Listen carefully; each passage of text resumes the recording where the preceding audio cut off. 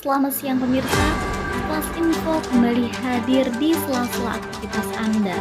Dengan saya Lala Kastila yang akan melaporkan kejadian pada hari Senin tanggal 23 Oktober 2023 di mata kuliah Teknik Reportase dan Investigasi Berita.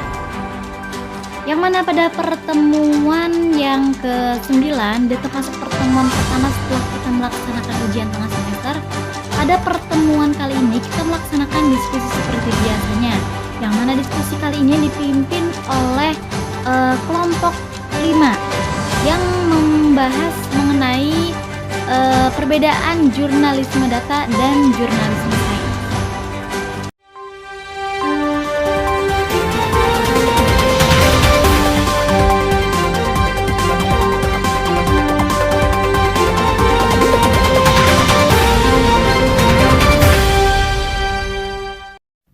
Pemirsa, pada pembahasan yang pertama yaitu mengenai apa itu jurnalisme data dan juga jurnalisme sains.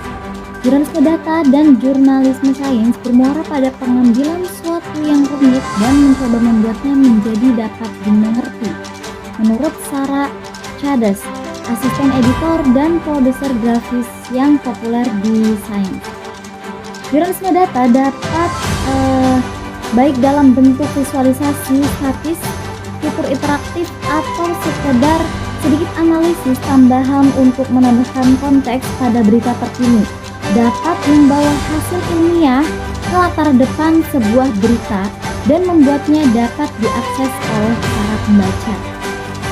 Jadi dari penjelasan di atas dapat disimpulkan secara singkatnya antara jurnalisme data dan jurnalisme sains, yaitu jurnalisme data adalah jurnalisme yang menyajikan suatu informasi dalam bentuk data atau angka, baik dalam bentuk narasi maupun angka yang disajikannya. Sedangkan jurnalisme sains adalah penyajian suatu data dalam bentuk hasil dari penelitian ilmiah.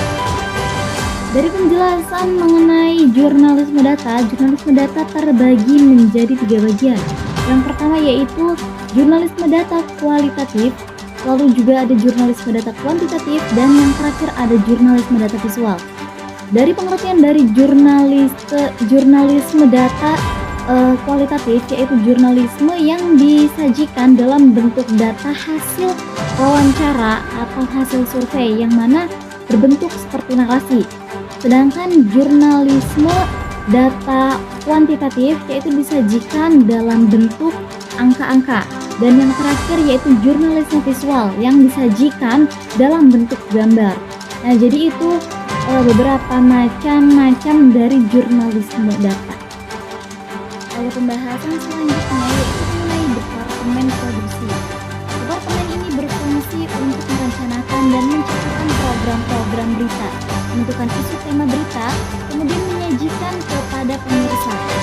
Departemen ini terdiri atas pemimpin redaksi, produser, reporter, kameramen, presenter, dan juga editor.